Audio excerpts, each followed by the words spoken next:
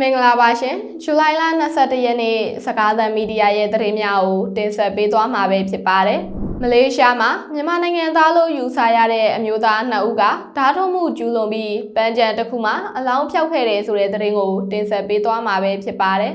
မလေးရှားနိုင်ငံဆလန်ဂေါပြည်နယ်ဘန်ဒါမာကိုတာချာရက်စ်မှာအမျိုးသား2ဦးဓာတ်ထိုးခံရပြီးသေဆုံးသွားခဲ့ပါတယ်အဲ့ဒီနောက်မြန်မာနိုင်ငံသားလို့ယူဆရတဲ့အမျိုးသား3ဦးဟာသတိလစ်မိမျောနေတဲ့အဲ့ဒီအမျိုးသားရဲ့အလောင်းကိုလူနေရက်ွက်ထဲကနေမှပြီးပန်းကျက်ထဲကကြောက်ခုံပေါ်မှာသွားဆုပ်ပစ်ခဲ့ကြတာပါ China Press သတင်းဌာနရဲ့ဖော်ပြချက်အရရဲတပ်ဖွဲ့ဟာအခင်းဖြစ်ပွားရာအနီးအနားကအိမ်တွေက CCTV မှတ်တမ်းတွေကိုတောင်းယူစစ်ဆေးပြီးနောက်တန်ရာရှိသူ2ဦးဟာမိသူမိဝါဖြစ်ကြောင်းအတည်ပြုနိုင်ခဲ့ပြီလို့သိရပါတယ်လက်ရှိလူမှုကွန်ရက်ပေါ်မှာပြန့်နှံ့နေတဲ့ရုပ်သံမှတ်တမ်းတွေမှာအနီရောင်အဝါရောင်နဲ့အဖြူရောင်အင်ကြီးအသေးသေးဝတ်ဆင်ထားတဲ့အမျိုးသား3ဦးဟာညတကောင်ကြော်အချိန်မှာသတိလစ်နေတဲ့သေဆုံးသူကိုလူနေရက်ကွက်နောက်ဖွေးလမ်းကြားတွေကနေမှပြီးတဲဆောင်လာတာကိုတွေ့ရပါတယ်လမ်းစုံရောက်တဲ့အခါဖြတ်တန်းသွားတဲ့မော်တော်ယာဉ်တွေကိုတွေ့လို့ထိတ်လန့်တကြားနဲ့အလောင်းကိုခဏချထားခဲ့ပြီးလမ်းပေါ်မှာကားရှင်းသွားတဲ့အထိစောင့်ဆိုင်ခဲ့ကြပါတယ်လမ်းရှင်းဝါတာနဲ့အလောင်းကိုလမ်းတစ်ဖက်ခြမ်းကိုမတဲသွားပြီးဘန်နာမာကိုရာချာရက်စ်ရက်ွက်ရှိမှရှိတဲ့ဘတ်စကတ်ဘောလုံးကွင်းဘေးကပန်းကျဲကြောက်ခုံပေါ်မှာသွားတင်ထားခဲ့ကြတာပါအဆိုပါအမျိုးသား3ဦးဟာအခင်းဖြစ်ပွားရာနေရာမှာမိနစ်ပိုင်းလောက်ကြာအောင်ရှိနေခဲ့ကြပါတယ်ရုပ်တံထဲမှာတော့2ဦးကကြောက်ခုံပေါ်မှာထိုင်နေပြီးကြံတယောက်ကမတက်ရပြီးနောက်ထပ်ဘာဆက်လုပ်ရမလဲဆိုတာကိုဆွေးနွေးနေပုံရပါတယ်နောက်ဆုံးမှာတော့တေဆုံးသူကိုကြောက်ခုံဘေးနားမှာမှောက်ရသားပစ်ထားခဲ့ပြီးထွက်ပြေးသွားကြတယ်လို့စင်ချူဒေလီသတင်းမှာဖော်ပြထားပါတယ်။ဒီအလောင်းကိုဇူလိုင်လ20ရက်နေ့မနက်ပိုင်းမှာဒေသခံတအုပ်ကစတင်တွေ့ရှိခဲ့တာပါ။ပထမတော့အရန်မူပြီးမေလဲနေတာလို့ထင်ခဲ့ပေမဲ့အနီးကပ်သွားကြည့်တဲ့အခါအသက်မရှူတော့တာကိုတွေးလိုက်ရလို့တေဆုံးနေပြီဖြစ်ကြောင်းအနီးနားကလူတွေကိုအကြောင်းကြားခဲ့တာပဲဖြစ်ပါတယ်။ဒေသခံတအုပ်ရဲ့ပြောကြားချက်အရသေဆုံးသူရဲ့ဝမ်းပိုင်းမှာဓာတ်ဒဏ်ရာအများအပြားရရှိထားပြီးအလောင်းကိုတွေ့ရှိချိန်မှာခန္ဓာကိုယ်ဟာတောက်တင်းနေပြီလို့ဆိုပါတယ်။ရဲတပ်ဖွဲ့ဟာ CCTV ရုပ်သံတွေကိုစစ်ဆေးပြီးနောက်တန်ရာရှိသူ2ဦးရဲ့တပ်ပုံတွေကိုအနီးနားကဒေသခံတွေကိုပြသကာမိသူမိဝါဖြစ်ကြောင်းစုံစမ်းမေးမြန်းခဲ့ပါတယ်။သေဆုံးသူရောရုပ်သံထဲမှာပါတဲ့အမျိုးသား3ယောက်လုံးဟာမြန်မာနိုင်ငံသားတွေဖြစ်နိုင်တယ်လို့ယူဆထားကြပါတယ်။မူကေးစေပညာအရာရှိတွေအထောက်အထားရှာဖွေစစ်ဆေးနေစဉ်အတွင်းအခင်းဖြစ်ပွားရာနေရာကိုကာရန်ထားခဲ့ပြီး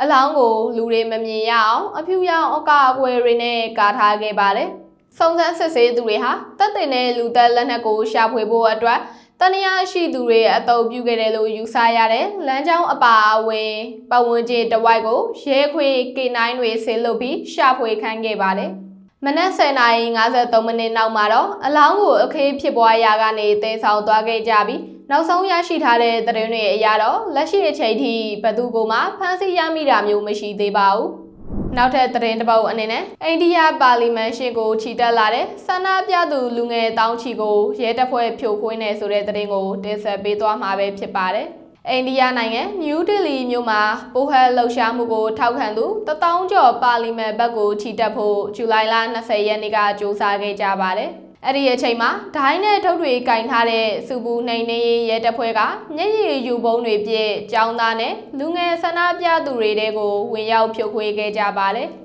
ဒါဟာလက်ရရင်နေရင်ဒရာမိုဒီရဲ့အစိုးရနဲ့အာဏာရ BJP ပါတီအတွက်နှစ်အတန်ကြာအတွင်းအကြီးမားဆုံးနဲ့တွေးထွက်တန်ယိုဖြစ်မှုအများဆုံးစိတ်ခေါ်မှုတစ်ခုဖြစ်လာခဲ့ပါတယ်။ကာကွယ်ဂျန်နာပါတီ CJP ဒါမှမဟုတ်ပိုဟက်ပြည်သူပါတီဆိုတဲ့နာမည်နဲ့ချီတက်ကြတဲ့ဆန္ဒပြသူတွေဟာအမျိုးသားအဆင့်စေတက္ကသိုလ်ဝင်ခွင့်စာမေးပွဲမိကိုပေါက်ကြားမှုပြဿနာကြောင့်ပညာရေးဝန်ကြီးနှုတ်ထွက်ပေးဖို့စာမေးပွဲစနစ်တစ်ခုလုံးကိုအသေးပြန်ပြေဖို့နဲ့စာမေးပွဲပြဿနာကြောင့်ကိုအဆုံးစီရင်သွားခဲ့ရတဲ့ကျောင်းသားမိသားစုဝင်တွေကိုရော်ကြေးပေးဖို့တောင်းဆိုခဲ့ကြပါတယ်။ဒီပြဿနာဟာပြီးခဲ့တဲ့မေလကစတင်ခဲ့တာပါ။အိန္ဒိယမှာဆေးကြောင်းရှုပ်ထားသူ2.2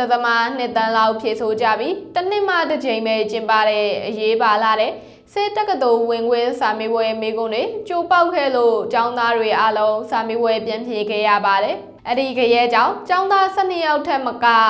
ကိုအဆုံးစီရင်ခဲ့ကြပြီးမိကုန်းတွေထပ်မပေါအောင်အစိုးရက Telegram application ကိုပါခဏတာပိတ်ပေးခဲ့ရပါတယ်။ လွှတ်တော်အမတ်တွေမိုးရသည့်အစည်းအဝေးပွဲအတွက်ပါလီမန်မှာစတင်ဆုံညီချိန်မှာဆန္ဒပြသူတွေပါလီမန်အဆောက်အအုံစီမရောက်နိုင်အောင်ရဲတပ်ဖွဲ့က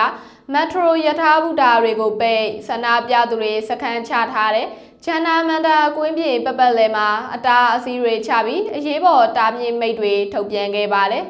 ဒါပေမဲ့ဆန္ဒပြသူတွေဟာပါလီမန်လမ်းအနီးကအတားအဆီးတွေကိုတိုးဝဲဖြတ်ကျော်ခဲ့ကြလို့ရဲတပ်ဖွဲ့ဝင်ကမျက်ရည်ယိုဘုံတွေတုံးခဲ့သလိုအိန္ဒိယမှာလာတီချလို့ခေါ်တဲ့ဝရေးတုပ်ရှည်ကြီးတွေနဲ့ဆန္ဒပြသူတွေကိုရိုက်နှက်လူစုခွဲခဲ့ပါတယ်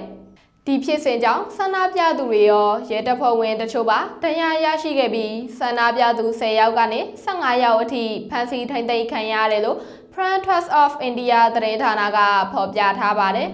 ဇူလိုင်လ22ရက်နေ့စကားသံမီဒီယာရဲ့သတင်းများကိုတင်ဆက်ပေးသွားတာပဲဖြစ်ပါတယ်ကြည့်ရှုသူမိဘပြည်သူများရွှင်လန်းချမ်းမြေ့ကြပါသေးရှင်ကျမသူစာပါ